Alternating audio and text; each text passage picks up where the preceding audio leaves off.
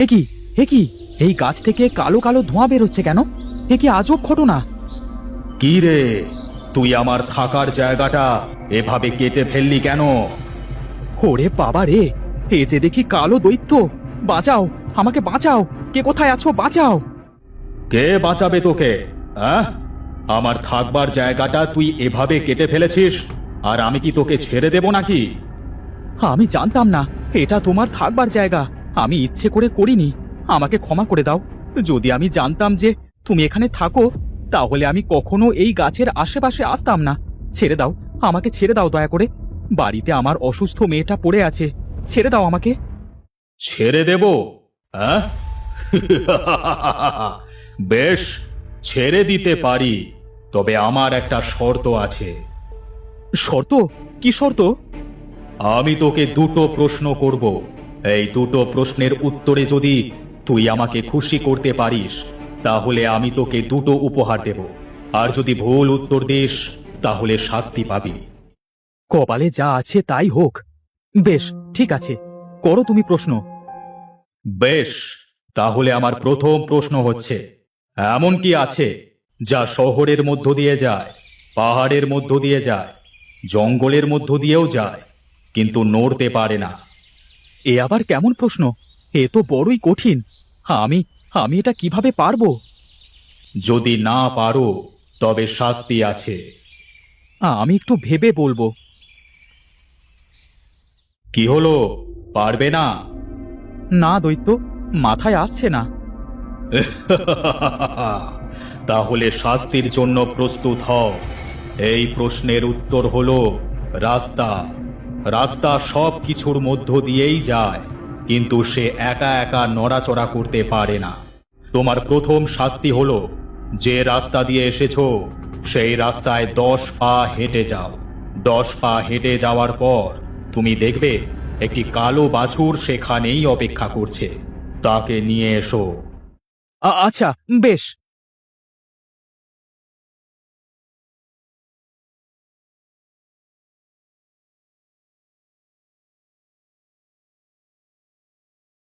এবার আমার দ্বিতীয় প্রশ্ন শোনো। আমার দ্বিতীয় প্রশ্ন হলো, এমন কি আছে যেটা শুধুমাত্র ওপরের দিকেই ওঠে, নিচের দিকে কখনোই নামে না? এমন কি জিনিস আছে যেটা কখনো নিচে নামে না, শুধু ওপরের দিকেই ওঠে? কি হলো, এবারের প্রশ্নের উত্তরটা পারলে না তো? পেয়েছি পেয়েছি, এমন এক জিনিস যেটা শুধুমাত্র ওপরে ওঠে, কখনো নিচে নামে না। আর তা হলো বয়স। মানুষ হোক কিংবা অন্য কোনো প্রাণী, তাদের বয়স একবার ওপরে উঠলে আর কখনো নিচে নামে না। বেশ, একটি সঠিক উত্তর দিয়েছ। তাহলে আমার কথা অনুযায়ী তুমি একটি পুরস্কার পাবে। যে পথ দিয়ে এসেছো সেই পথ দিয়ে 10 পা পিছিয়ে গেলে দেখবে একটি ছোট্ট সাদা বাছুর তোমার জন্য অপেক্ষা করছে। সেটাকেও নিয়ে এসো।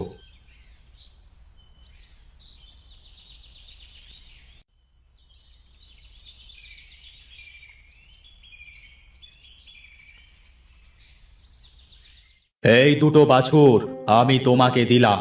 কালো বাছুরটা হলো তোমার শাস্তি, আর সাদা বাছুরটা হলো তোমার উপহার। তুমি যখনই কোনো ভালো কাজ করবে, এই কালো বাছুরের জন্য তোমার সেই কাজটা নষ্ট হয়ে যাবে। আবার যখন তুমি কোনো বিপদে পড়বে, তখন এই সাদা বাছুরের জন্য তোমার সেই বিপদ কেটেও যাবে। এ কি বলছো তুমি দৈত্য? আমি তাহলে সারা জীবন দোটানার মাঝেই থেকে যাব?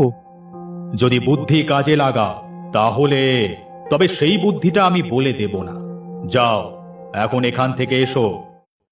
আচ্ছা, বেশ।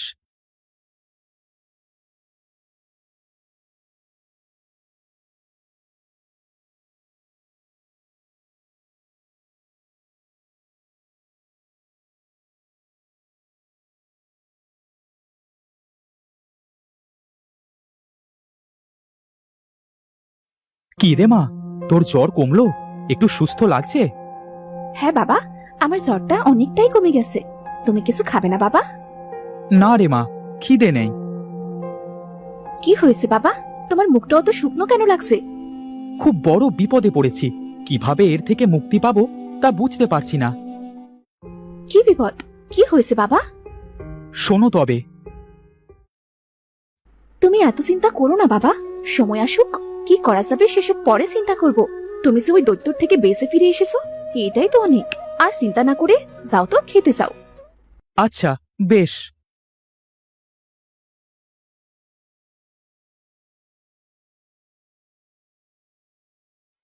কি হে কাঠুরে, বাড়ি আছো নাকি? এই তো কর্তা বাবু, আপনি এসেছেন যে। আমায় ডেকে পাঠালেই তো আমি চলে যেতাম। আপনি আবার কষ্ট করে আসতে গেলেন কেন? আসুন আসুন। শোনো, আমার মেয়ের বিয়ে সামনের সপ্তাহে। রান্নার জন্য পর্যাপ্ত পরিমাণে কাঠ দরকার। বিয়ের সমস্ত আয়োজনে যত কাঠ প্রয়োজন সব তুমি দেবে কিন্তু। এবার বুঝলে? ও মা, সে তো বিশাল আয়োজন।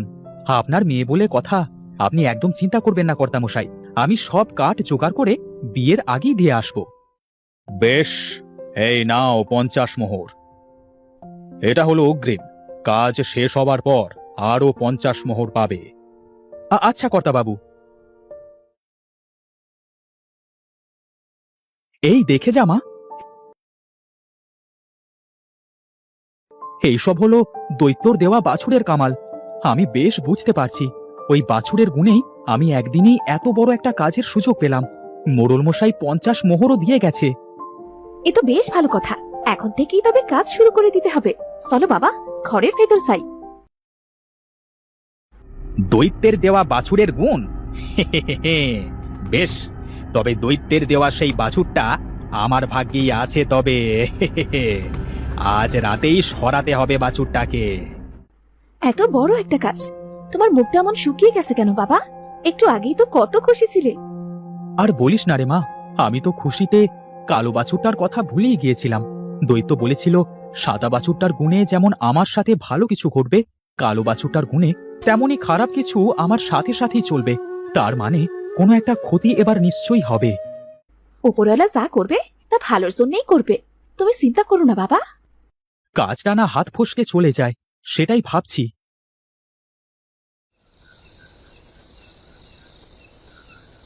কি ব্যাপার, এখানে তো দুটো বাছুর, এর মধ্যে কোনটা দৈত্যের দেওয়া সেটাই তো বুঝতে পারছি না।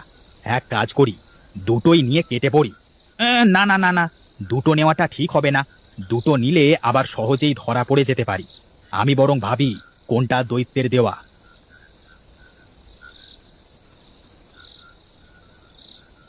দেখে তো মনে হচ্ছে এই কালোটাই দৈত্যের দেওয়া, কারণ সে তো আর কখনো সুন্দর কিছু দিতে পারবে না। নিশ্চয়ই এই কালো কুৎসিত ছোট বাছুরটাই দৈত্য দিয়েছে। তা হোক, এটাই বরং নিয়ে যাই। এটা নিয়ে এখনই গ্রাম ছাড়তে হবে। পাহাড়ের পথ দিয়ে তাড়াতাড়ি চলে যাওয়া যাবে পাশের গ্রামে।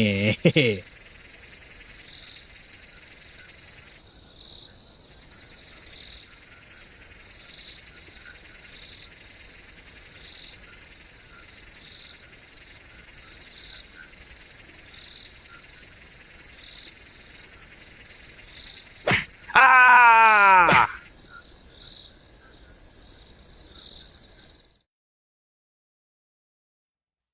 কালো বাছুরটা কোথায় গায়েব হয়ে গেল? কোনোভাবে ছুটে পালিয়ে গেল না তো গোয়াল থেকে? সে যাকে, তাতে তো আমাদের ভালোই হয়েছে বলো। কাল